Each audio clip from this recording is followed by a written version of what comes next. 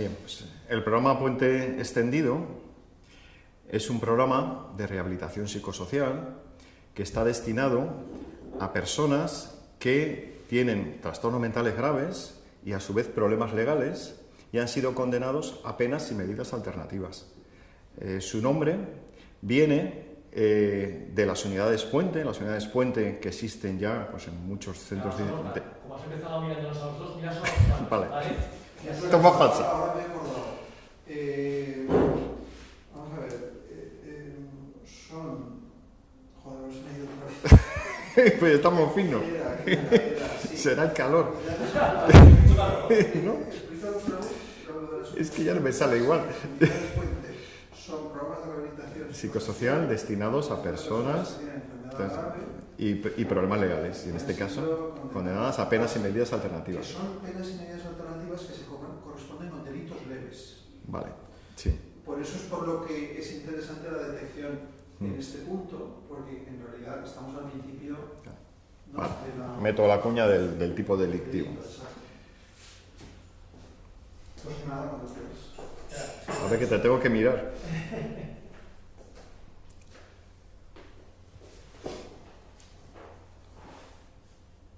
Vale, cuando queráis, está grabando ya. Bien, pues el programa Puente Extendido es un programa de rehabilitación psicosocial que está dirigido a personas que tienen trastornos mentales graves y problemas legales y han sido condenados a penas y medidas alternativas. Las penas y medidas alternativas, por regla general, siempre se aplican a personas con delitos calificados o tipificados como leves, no son penas privativas, penas de prisión.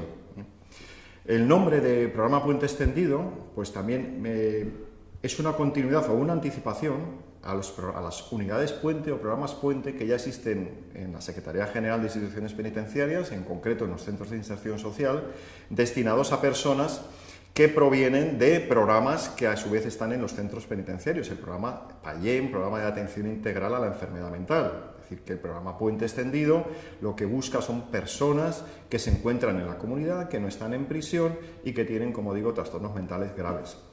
Aquí convendría pues, aclarar que un trastorno mental grave es un concepto operativo, no es un solo diagnóstico, tiene una triple dimensión. Por una parte son diagnósticos, son trastornos mentales graves de tipo psicótico, potencialmente psicótico, trastornos obsesivos compulsivos, trastorno bipolar, trastorno depresivo mayor, graves y recurrentes, que además tienen que tener una duración prolongada, se habla pues, de 2 años o que en los últimos 6 meses haya sido necesaria una intervención muy intensa, y lo más importante de todo son trastornos que generan una gran disfunción a la persona, un gran problema en su funcionamiento personal. Ahí sí que hay un consenso absoluto. Estos trastornos se caracterizan por necesitar una atención multinivel y con una gran coordinación de dispositivos. No solamente son necesarios dispositivos sanitarios, sino también son necesaria la coordinación de dispositivos sociales, dispositivos judiciales, dispositivos penitenciarios, la propia comunidad, y todos debemos de trabajar de manera coordinada. Si no, no se cumpliría el concepto de trastorno mental grave. Sí que nos dimos cuenta que un porcentaje pues, significativo, en torno, y ahora después de haber hecho el programa durante 1 año en Cantabria, en torno al 4% de las personas que tienen que cumplir penas y medidas alternativas, como digo, por delitos leves, tenían problemas de cumplimiento de estas penas, y los problemas de cumplimiento de estas penas pueden derivar en quebrantamiento de estas penas alternativas y el ingreso en prisión. Y se presumía, incluso por el propio personal de los servicios de gestión de penas que administrativamente cumple estas penas, que había algún tipo de problema de salud mental que no estaba bien definido. Eso nos llevó, dentro de esta idea de la detección temprana de los problemas legales y de las personas con trastorno mental, a crear este programa o a iniciar este programa Puente Extendido. El programa se inicia en los servicios de gestión de penas, como digo, con una declaración voluntaria de problema de salud se le ofrece a todas las personas que van a realizar un plan para cumplir esta pena, es totalmente voluntario, y a partir de ahí hacemos una entrevista de cribado intentando buscar sospecha de trastorno mental. No buscamos el diagnóstico en sí mismo, sino la sospecha. Una vez que pasamos esta entrevista, que la hacemos pues, o bien personal sanitario o bien personal de área psicológica, necesitamos el diagnóstico. Puede ser que ya la persona lo tenga y sea conocido, o puede ser que esté sin hacer. Muchas veces nos ocurre que la persona no sabemos o está desconectada de la red sociosanitaria y tenemos que empezar casi desde cero. Derivamos a la persona a los servicios de salud mental, obtenemos el diagnóstico y si la persona cumple ese criterio, como digo, de trastorno mental grave, se le ofrece cumplir esta pena a través de este programa.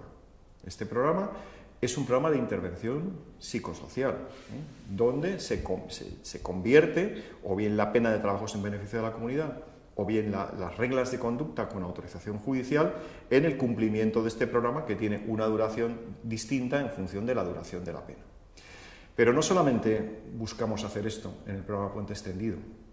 Por una parte es cumplir la pena y cumplirla sin incidencias, pero otra parte tan o más importante es aflorar este caso en la comunidad y continuar los cuidados de esa persona más allá del cumplimiento de la pena. Es decir, que el programa busca aflorar y continuar y que esta persona no vuelva a desconectarse, porque si no, pues las probabilidades de que volviera otra vez a tener problemas legales serían altas. Y todo ello, en definitiva, es un paso anticipándonos a los problemas que una persona con trastorno mental grave desde su inicio, desde que se diagnostica o desde que empiezan los primeros síntomas, donde se asocian muchos factores, se asocia la propia enfermedad mental, se asocia al estigma tan importante, esa construcción social que genera perjuicios, emociones negativas y al final discriminación, y la falta de capital social. Son los tres factores que pensamos que son muy importantes en esta carrera de riesgo del trastorno mental grave.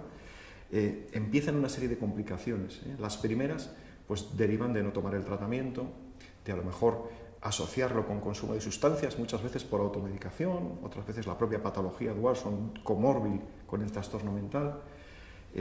Esto genera pues recaídas, ya hay problemas de coordinación entre la red de salud mental, la red de drogas. Al no tener apoyo familiar, pues esto favorece todavía mucho más que las continuidades asistenciales no se cumplan. Empiezan las urgencias, en las urgencias hospitalarias, en las crisis, pues tampoco hay conexión y hay coordinación con el conocimiento del trastorno mental grave, y empiezan los problemas que pueden ocurrir en momentos determinados en las personas con trastorno mental grave, problemas de alteraciones de la conducta, que quiero aquí dejar claro que estamos hablando de trastornos, de alteraciones de la conducta que no son graves, no vayamos al estigma del delincuente enfermo mental peligroso. Muchas veces son problemas de relación y de conducta, o bien con familiares o bien en la vía pública, que se llevan a través de los atestados y no se llevan a través del auxilio policial. Eso deriva en juicios rápidos. Los juicios rápidos pues muchas veces no son capaces de aflorar los problemas de salud mental. Incluso se cuenta con conformidad del propio imputado, y derivan en este circuito de la pena alternativa, que, insisto, suelen ser anterior a la pena de prisión. Es muy frecuente que las personas con trastornos mentales graves que han entrado en prisión hayan estado antes, hayan pasado por una pena alternativa. Es raro que vayan directamente a la cárcel, porque conectamos con que la comisión de delitos son leves, y el ingreso en prisión se debe normalmente al no cumplimiento de la pena alternativa, al quebrantamiento de esa medida o a no presentarse. Esto sería un poco... A ver, ahora me gustaría que hablaras sobre la importancia que, desde tu punto de vista, que las administraciones compartan información. Bueno, ¿qué tal? ¿Va bien? Me he metido en un rollo, tú hazme así. De ahí cogéis cosas, ¿no? Porque... Claro, por eso, que tú la... Son ideas que se me aturullan, pero bueno.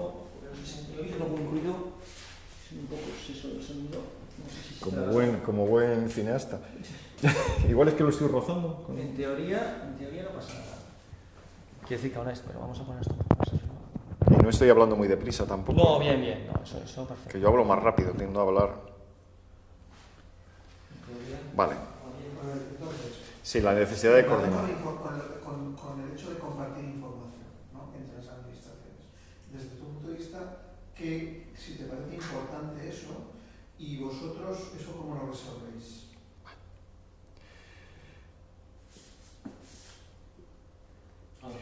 Bien, como decíamos antes, el trastorno mental grave es un concepto operativo, y una de las características que tienen las personas que se incluyen en este concepto son que necesitan cuidados multinivel y multiadministración y multiinstitución. Es decir, y para eso requieren una coordinación fundamental. No solo se pueden atender por la red de salud mental, no solo se pueden atender por la red de salud primaria, por la de drogas o por los servicios sociales, necesitan, o por las instituciones sanitarias o judiciales. Necesitan una conexión y una coordinación de los casos entre todos.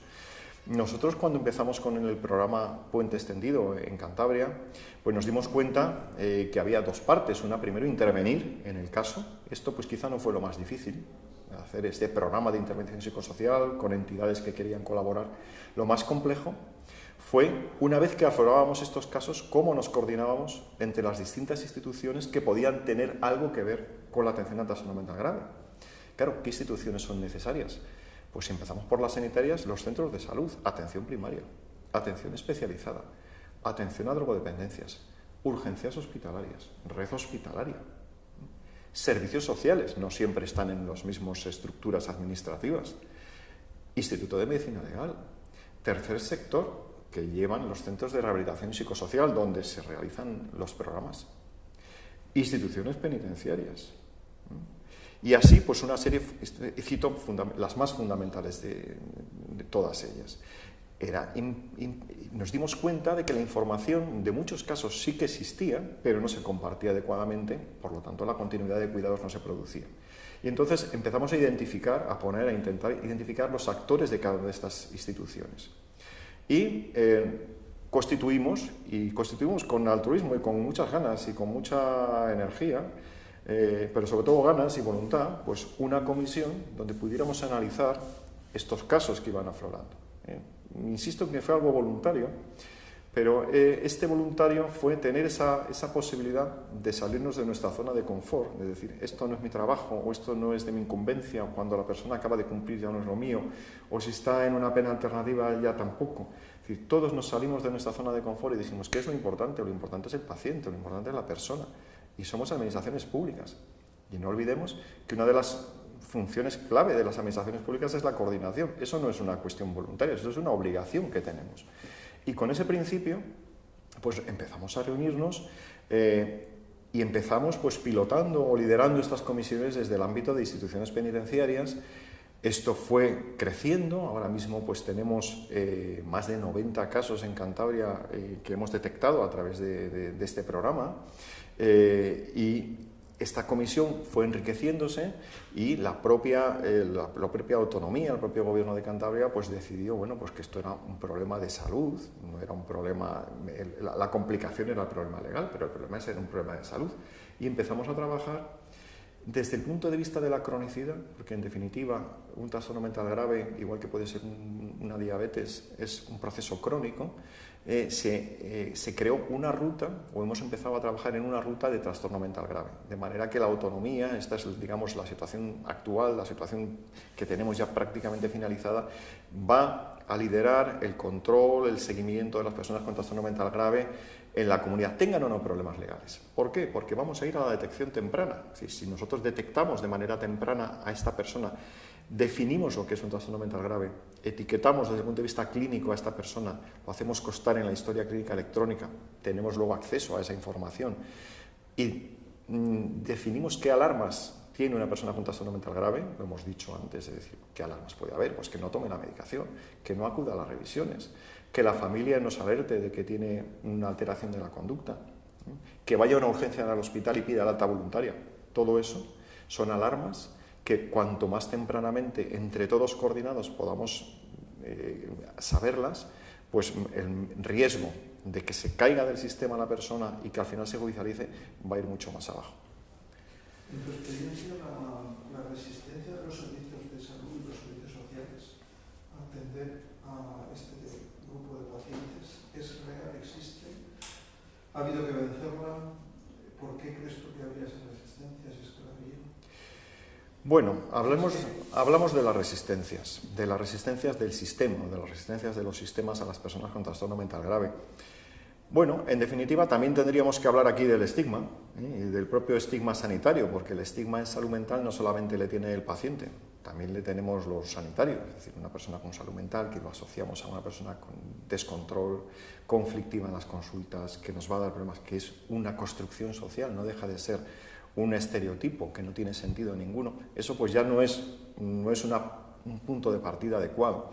El estar, pues si desde luego cogemos este caso en la situación de judicialización, que es cuando ha tocado el fondo muchas veces del camino, pues y depende a lo mejor la asistencia sanitaria de otra institución puntualmente, porque es puntualmente, pues también complica las cuestiones y empezamos a trabajar de manera independiente. Entonces, bueno, yo creo que resistencia no hemos encontrado, sí que hemos encontrado desconocimiento de que esto es, que coordinándonos pues podíamos hacerlo mucho mejor. Quizá se nos había olvidado que el paciente es lo importante, independientemente de dónde está, y esto lo digo como lo siento, es decir, a mí, yo tengo ahora mismo pacientes, diría que de las personas que están en el programa Puente Extendido, pues a lo mejor un 30% ya no están judicializadas. Y seguimos hablando de ellos, es decir, que nosotros también tenemos que poner de nuestra parte. Es decir, ¿por qué no tenemos que seguir hablando y seguir trabajando? Igual que en el ámbito de la salud, ¿no? Que todavía mucha más razón, porque por estar en prisión o estar judicializado, tu derecho a la asistencia sanitaria no se pierde. Entonces, encontramos falta de información y no resistencia. Yo creo que esa fue la clave. Sí que tuvimos un trabajo muy claro de explicar qué queríamos hacer. Primero definimos qué queremos hacer. No solamente queremos que cumpla esta pena y ya está, queremos ayudar a la comunidad a que estas personas se afloren, que tengan menos urgencias hospitalarias, que tengan menos conflictos para la propia comunidad, que los servicios sociales se vean con menos claudicación. Y esto yo creo que gustó, porque empezamos en puerta a puerta, hicimos una especie de buzoneo, fuimos a todos los sitios diciendo queremos hacer esto, estamos ilusionados y creemos que es interesante. Y a partir de ahí, pues de una manera natural empezamos a ver casos, sí que dimos pasos tranquilos, primero pocos casos, definirlo bien, cuidamos mucho la confidencialidad, la voluntariedad. Esto es otro de las resistencias que muchas veces se tiene a nivel institucional. Yo no puedo darte información porque es información confidencial y entonces ya es una barrera. Mire usted, es que esto no es así. Es decir, primero, desde el punto de vista sanitario, toda la red asistencial a todos los efectos estamos en el Sistema Nacional de Salud y podemos intercambiar información. Y en todo caso, el paciente o el usuario es el que tiene la última palabra. En nuestro programa, cuando se hace la declaración voluntaria de problema de salud, la persona se le ofrece o se le pide consentimiento para transferir los datos relativos a la salud imprescindibles a estas comisiones de salud mental. Con esto salvamos y luego, los problemas de confidencialidad o estos temores. Y luego cuidamos mucho, pues también, pues toda la circulación de datos, que esto pues hoy en día es posible hacerlo cumpliendo, pues lógicamente, los requisitos de la Ley de Protección de Datos y las normas de desarrollo. Luego, habla un poco de la coordinación con la Administración de Justicia, cómo lo habéis vivido, cómo os habéis acercado a los juzgados, qué sensación, qué percepción tienes tú de la sensibilidad de los jueces sobre este tema. Si ellos lo ven con buenos ojos o colaboración. Bien, sobre la coordinación con la Administración de Justicia, que efectivamente pues es otro de las instituciones que las personas con trastorno mental grave tienen que estar en esta cadena de continuidad de cuidados, en tanto en cuanto la persona va a depender de resoluciones judiciales y muchas veces su futuro, su vida y la vida inmediata va a depender de ello. Desde el primer momento vimos la necesidad de contactar, de presentar el programa y así lo hicimos. Y nos dirigimos a tres niveles a nivel de la Administración de Justicia. Por una parte, al ámbito de los jueces, al Tribunal Superior de Justicia, presentamos el programa. Y a nivel de los jueces, bueno, el programa pareció interesante y claramente necesario. Sin embargo, bueno, pues sí que veían una dificultad desde el punto de vista de posibles colisiones de participar en comisiones de análisis de casos con la independencia judicial. Es decir, el juez a su vez tiene que no inmiscuirse o no participar en asuntos que luego a lo mejor él tiene que entender de ellos, aunque no tuvimos ningún tipo de oposición, pero entendimos también una postura posible, que fue la que se nos dijo inicialmente. En segundo lugar, y esto estaba dentro de nuestro plan, nos dirigimos al Ministerio Fiscal, a la Fiscalía, en este caso a la Fiscalía de Cantabria, que en este contacto las cosas fueron distintas en cuanto que las fiscalías superiores pues son unos órganos que no tendríamos este problema de los juicios de la independencia, sino un problema del conocimiento de los casos. Y el éxito fue mucho mayor, es decir, la acogida del proyecto fue mucho mayor. por la Fiscal Superior de Cantabria se designó a una fiscal de lo penal con otra fiscal también suplente del caso para participar en estas comisiones, y ha sido una experiencia importantísima porque es una fiscal de enlace, una fiscal que presentamos los casos y de hecho dimos un paso más y estábamos viendo casos en presentencia, prejudicializados, pero en fases iniciales, porque una persona con trastorno mental grave que podía estar en el circuito, pues podía tener causas pendientes. Ahí entrábamos ya en una fase previa. Fiscalía fue fundamental para transferir información a los juzgados y antes de resolver, pues poder mandar informes, mandar la información que teníamos sobre el caso. También hablamos con el Instituto de Medicina Legal. En definitiva, el Instituto de Medicina Legal es el que asesora al Ministerio Fiscal y asesora a los jueces. De alguna manera es el que da la información sanitaria. El Instituto de Medicina Legal en Cantabria en este último año, pues también en finales del año 2016 ha tenido cambios importantes para bien. Uno de ellos ha sido el acceso a la historia clínica electrónica autonómica. Nosotros ahora, las personas con trastorno mental grave van a tener una alerta en la historia clínica electrónica autonómica y lo va a poder ver el Instituto de Medicina Legal.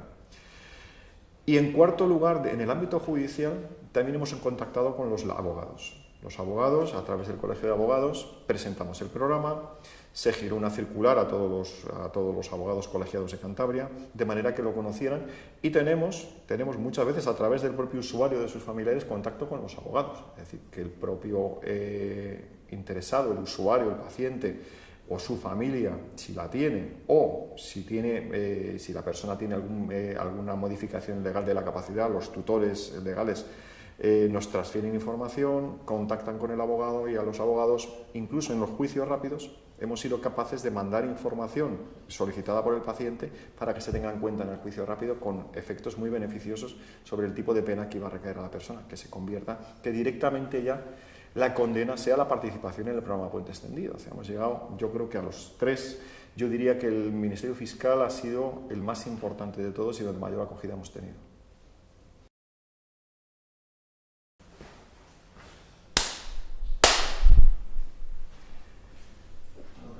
Bueno, hablando ahora de los programas que estamos realizando dentro de las prisiones, los programas dentro de los centros penitenciarios o dentro de los centros de inserción social, como no puede ser de otra manera, en primer lugar hay que hablar del PAIEM, el programa de atención integral al enfermo mental o a la enfermedad mental, que yo tengo clarísimo que fue un antes y un después en señalar como una prioridad para la Administración Penitenciaria el atender de una manera organizada a las personas con trastorno mental grave.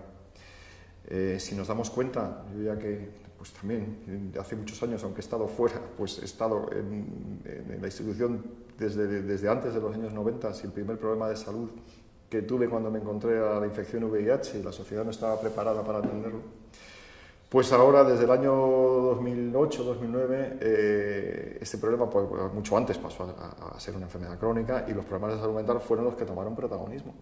Y el PAIEM, yo creo que bueno, pues fue un compromiso muy acertado de la Administración Penitenciaria en poner orden en esto. Es decir, vamos a trabajar coordinados y vamos, en primer lugar, a detectar a las personas que ingresan en prisión y tienen trastornos mentales graves. Eso es lo primero. Vamos a estabilizar a estas personas, vamos a intervenir con ellas y todos los profesionales de la Administración Penitenciaria, sean o no sanitarios, vamos a trabajar de manera coordinada. Yo creo que eso el PAIEM lo ha conseguido muy bien. Y además yo honestamente pienso que ha tenido una penetración muy alta en los centros, es decir, que yo creo que es casi el 100% de centros penitenciarios tienen un programa de atención integral a la enfermedad mental. Y detección, estabilización y una intervención intrapenitenciaria ha sido muy positiva. Luego un segundo paso que iba más allá, es decir, si el PAIEM funcionaba muy bien en detección e intervención y estabilización, en la vinculación social ya de cara a la salida otra vez de la persona a la comunidad, pues la propia Administración Penitenciaria se dio cuenta de que había más dificultades de conexión con el exterior. Pues quizá es difícil desde un propio centro penitenciario buscar el enlace con el exterior. Y se creó un segundo programa, el programa Puente o las unidades Puente de mediación social, donde la energía o el objetivo era esa última fase de la estancia en prisión, de manera que el tránsito hacia la comunidad se hiciera en establecimientos penitenciarios dedicados al régimen abierto, es decir, los centros de iniciación social, y toda la energía se pusiera en el enganche comunitario de la persona que está al final de la condena. Y yo creo que las unidades puente también han funcionado muy bien de los casos que han conseguido llegar a la unidad puente. Y si tuviera que ponerle una dificultad, bueno, pues yo sí, y esto yo a veces lo pongo en las presentaciones que hago con un cuentagotas, pues no es fácil que una persona que está privada de libertad, que tiene que pasar por una serie de requisitos, puede ni siquiera estar penada, puede ser una persona en situación preventiva, puede ser una medida de seguridad, puede ser una persona con una condena larga, puede ser una persona que a su vez no tenga buena conducta desde el punto de vista disciplinario por mucha coordinación que haya.